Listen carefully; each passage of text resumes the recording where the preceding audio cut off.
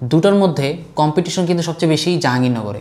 বিউপিতেও এখন day by day competition বাড়তেছে। একদম 4 বছরেই তুমি যদি বের হতে চাও গ্র্যাজুয়েট হয়ে, তোমার জন্য কিন্তু বিউপি পারফেক্ট। তোমার যত ফ্রাস্ট্রেশন আছে, ডিপ্রেশন আছে যে তুমি সেকেন্ড টাইমার, তোমার এখন কোনো আইডেন্টিটি নাই, 6 থেকে 7th ওয়েটিং লিস্ট পর্যন্ত টেনেছিল। কম কম্পিটিশনে ভালো একটা জায়গায় যেতে পারো, একটা সিট তুমি দখল করতে পারো। সেকেন্ড টাইমার যদি তুমি সায়েন্স ব্যাকগ্রাউন্ডে হয়ে থাকো, তোমার জন্য এখন টার্গেট হলো জাহাঙ্গীরনগর ইউনিভার্সিটি আর হলো বাংলাদেশ ইউনিভার্সিটি প্রফেশনালস। যদি তোমার মেইন টার্গেট থাকে ঢাকাতে পড়াশোনা করার, এবং দুটোর মধ্যে কম্পিটিশন কিন্তু সবচেয়ে বেশি জাহাঙ্গীরনগরে। এবং বিউপিতে যে কম্পিটিশন কম তাও না, বিউপিতেও এখন ডে বাই ডে কম্পিটিশন বাড়তেছে। তাই তোমার যদি একটা পরিপূর্ণ রেগুলেশনের মধ্যে থাকতে হয় এবং একদম 4 বছরেই তুমি যদি বের হতে চাও গ্র্যাজুয়েট হয়ে, তোমার জন্য কিন্তু বিউপি পারফেক্ট।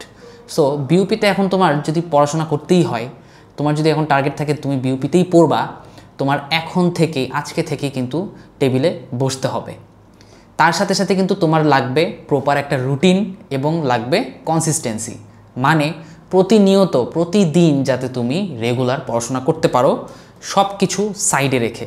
মানে তোমার যত ফ্রাস্ট্রেশন আছে, ডিপ্রেশন আছে যে তুমি সেকেন্ড টাইমার, তোমার এখন কোনো আইডেন্টিটি নাই, তোমার বাসা থেকে অনেক প্রেশার দিচ্ছে, ফ্রেন্ড সার্কেল থেকে একটা প্রেশার আসতেছে, ফ্রেন্ডরা ঘুরতেছে, ইউনিভার্সিটি ট্যুরে যাচ্ছে, কিন্তু তুমি এখন বাসায় টেবিলে বসে আসো। সব কিছু সাইডে রেখে তোমার এখন তোমার আইডেন্টিটি নিতে হবে, ক্যাচ করতে হবে। তাই এই দুইটা ইউনিভার্সিটি এবং ঢাকায় থাকার শর্ত যদি তোমার থাকে, এই ফ্যাক্টরগুলো মেনটেন করে তোমার এখন প্রিপারেশন নিতে হবে তুমি কিভাবে কম কম্পিটিশনে ভালো একটা জায়গায় যেতে পারো, একটা সিট তুমি দখল করতে পারো। প্রিভিয়াস ইয়ার বিউপিতে 6 থেকে 7th ওয়েটিং লিস্ট পর্যন্ত টেনেছিল। তার মানে তুমি দেখো বিউপির পরীক্ষা সবার আগে হয়ে যায় এবং আস্তে আস্তে কিন্তু স্টুডেন্টরা অন্য ইউনিভার্সিটিতে চান্স পেয়ে চলে যায়, সিট কিন্তু অনেক খালি থাকে। সেকেন্ড টাইমার হয়ে তোমার এটা সবচেয়ে বড় চান্স, যেটা অন্য ইউনিভার্সিটিতে হয় না, বিউপিতে বেশিরভাগ হয়ে থাকে, এবং সেখানে কিন্তু তোমার সিট পাওয়ার জন্য বড় অপরচুনিটি অপেক্ষা করতেছে। এখন থেকেই টেকনিক্যালি পড়াশোনা করার জন্য এবং যদি রুটিন ওয়াইজ পড়াশোনা করতে চাও, সেকেন্ড টাইমার রিস্টার্ট ব্যাচ আছে for FST, faculty of science and technology. আজই ভর্তি হয়ে যাও, লিঙ্ক দেওয়া আছে।